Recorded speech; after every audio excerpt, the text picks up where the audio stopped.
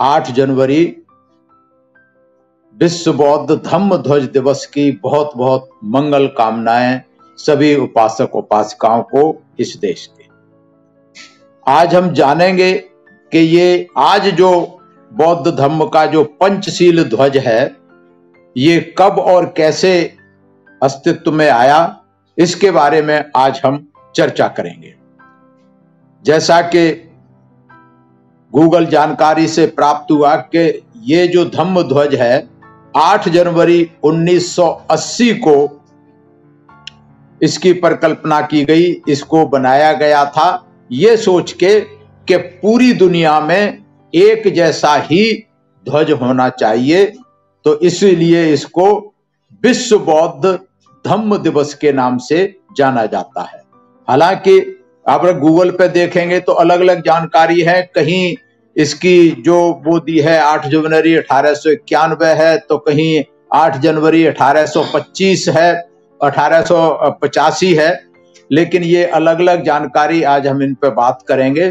तो ये जो 8 जनवरी 1880 जो इसका बहुत ही महत्व है, विशेष महत्व का दिन है, इसी दिन धम्म ध्वज की स्थापना हुई थी। यह धम्म ध्वज जो है संपूर्ण विश्व को शांति, प्रगति, मानवता और समाज कल्याण की सदैव प्रेरणा देता है और देता रहेगा।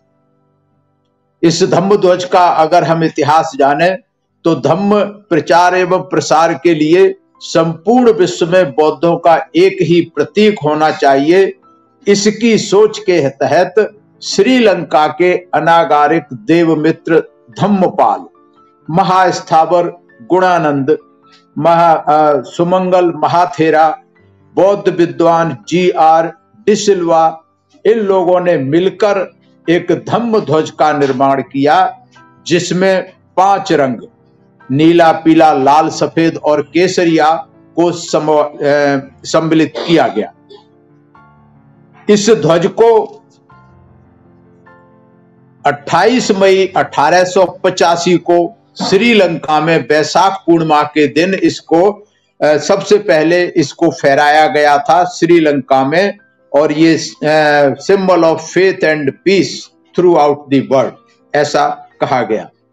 इसके बारे में एक और भी विचार है कि इसको जो था बनाने का जो श्रेय है वो हेनरी स्टीले ओलकट, जो कि एक रिटायर्ड अमेरिकन आर्मी कर्नल थे, वो श्रीलंका में 1980 मई 1980 में उन्होंने इसको डिजाइन किया था। तो ये हो सकता है सबके कहीं न कहीं इसमें योगदान रहा होगा। और इसके साथ ही इसमें लिखा है, गूगल में जाएंगे तो 1950 में वर्ल्ड फेलोशिप ऑफ बुद्धिस्ट, इसमें जो था इस बुद्धिस्ट धम्म ध्वज को इंटरनेशनल बुद्धिस्ट फ्लैग के नाम से इसको जाना गया था, घोषणा की गई थी। और इसी तरीके से इंटरनेशनल बुद्धिस्ट फ्लैग जो था 1952 में वर्ल्ड बुद्धिस्ट कॉन्फ्रेंस में इसे स्वीकार किया गया था। तो ये अलग अलग तरह की बातें हैं, लेकिन कुल मिला के ये है कि बुद्ध धम्म का बहुत ही महत्वपूर्ण महत्व है सबसे ज्यादा धम्म ध्वज का। अब धम्म ध्वज के बारे में हम ये भी जानेंगे कि ये जो रंग हैं ये किसके प्रतीक हैं, क्यों ये रंग लिए गए। ऐसा कहा जाता है कि तथागत गौतम बुद्ध को जो ज्ञान प्राप्त हुआ था उस समय इन सभी रंगों का महत्व था, उसी आधार पर ये रंग लिए गए। इनमें पहला रंग है नीला रंग। नीला रंग जो है समानता और व्यापकता का प्रतीक है, शांति और प्रेम का प्रतीक है, क्योंकि आकाश का रंग नीला होता है। आकाश किसी के साथ कभी कोई भेदभाव नहीं करता, सबको समानता के साथ देखता है, सबको समान अधिकार मिलते हैं। दूसरा पीला रंग है। पीला रंग जो है मध्यम मार्ग का प्रतीक है, तेज और उत्साह का प्रतीक है पीला रंग। इसी तरीके से लाल रंग, लाल रंग जो है गतिशीलता का प्रतीक है, दृढ़ निश्चय का प्रतीक है, शौर्य और साहस का प्रतीक है कि हमें संघर्षरत रहना चाहिए, हमेशा रहना चाहिए। चौथा सफेद रंग है। सफेद रंग जो है शुद्धता और निर्मलता का प्रतीक है। ये संदेश देता है कि प्रत्येक व्यक्ति को मन वचन कर्म से शुद्धता का पालन करना चाहिए। पांचवा रंग है केसरिया रंग। ये त्याग और करुणा का प्रतीक है, ये प्रज्ञा का प्रतीक है, ये ज्ञान का प्रतीक है। तो ये जो 5 रंग हैं, 5 रंग में जो है पहले तो इसकी क्या नाम है, पट्टियां होती हैं, इसकी खड़ी पट्टियां हैं और ये इस तरीके से आपने देखा होगा कि ये ध्वज जो है बनाया गया है इस तरीके से, जिसमें आप सभी ने देखा होगा। तो ये बहुत ही महत्वपूर्ण ध्वज है, जिसमें ध्वज के 6 ऊर्ध्वाकार बैंड हैं और 6 जो है इसके ब्लॉक हैं जो कि आयताकार बैंड के हैं।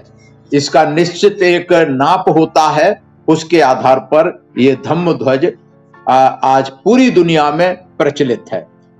पंचशील का जो धम्म ध्वज है पूरी दुनिया में शांति और प्रेम, सद्भाव, समानता, करुणा और त्याग, इन सब के रूप में इसको माना जाता है, देखा जाता है। अब एक सवाल यहां ये होता है, क्या 1980 से पहले बुद्ध धम्म का कोई ध्वज नहीं था? क्योंकि बुद्ध धम्म तो करीब 2500 साल पहले अस्तित्व में आ गया था और सम्राट अशोक के टाइम पर तो चरम पर ये पूरे भारत का राज्य का धर्म था, पूरे देश का धर्म था बुद्ध धर्म। तो क्या पहले कोई ध्वज नहीं था? इस पर भी क्या कहने चाहिए, लोगों के विचार अलग अलग हैं। कुछ कहते हैं कि ये पहले जो था भगवा रंग का ही ध्वज था। भगवा जो शब्द है ये तथागत गौतम बुद्ध से बुद्ध धम्म से ही आया है, क्योंकि भगवा शब्द बुद्ध साहित्य में बहुत मिलेगा और भगवान शब्द, भगवा और भगवान शब्द जो है बुद्ध धर्म का शब्द हैं और इनको जो है ऐसा कहा जाता है कि खास करके ब्राह्मणवादी व्यवस्था ने बुद्ध धर्म को समाप्त करने के लिए जो जो चीजें बुद्ध धर्म में थी उन सबको जो था उन्होंने आत्मसात किया, लेकिन पुरानी पहचान मिटाकर, ऐसा कहा जाता है। क्योंकि आज भगवा की अगर हम बात करें तो भगवा जो है बीजेपी या हिंदू धर्म का रंग माना जाता है, लेकिन असल में तो ये बुद्ध धर्म का रंग था। भगवा और भगवान शब्द भी बुद्ध धर्म से आए हैं। तो ये जो अंतर है ये कंट्रोवर्सी का रहा है। ये भी कहते हैं कि जितने त्योहार हैं, चाहे दशहरा, दिवाली, ये भी सब बुद्ध धर्म के थे और बहुत सारी चीजें हैं, लेकिन ये क्या कहने चाहिए, इस पर कुछ प्रामाणिक जानकारी इस चीज की नहीं है। लोगों के व्हाट्सएप पे मैसेज तमाम आते रहते हैं, धम्म ध्वज पे भी मैसेज आ रहे हैं अलग अलग तरीके के, लेकिन कुल मिला के हम आज बात करेंगे, जो बात की है हमने कि पंचशील के धम्म ध्वज की, जो आज पूरी दुनिया में विश्व शांति के रूप में पंचशील के ध्वज को देखा जाता है। तो ये जो भी इस पे चिंतन मनन हमारे साथी करेंगे, उपासक करेंगे, उनको करते रहना चाहिए। लेकिन आज हमें इस विश्व बौद्ध धम्म ध्वज दिवस के रूप में पंचशील का आदर सम्मान करना चाहिए।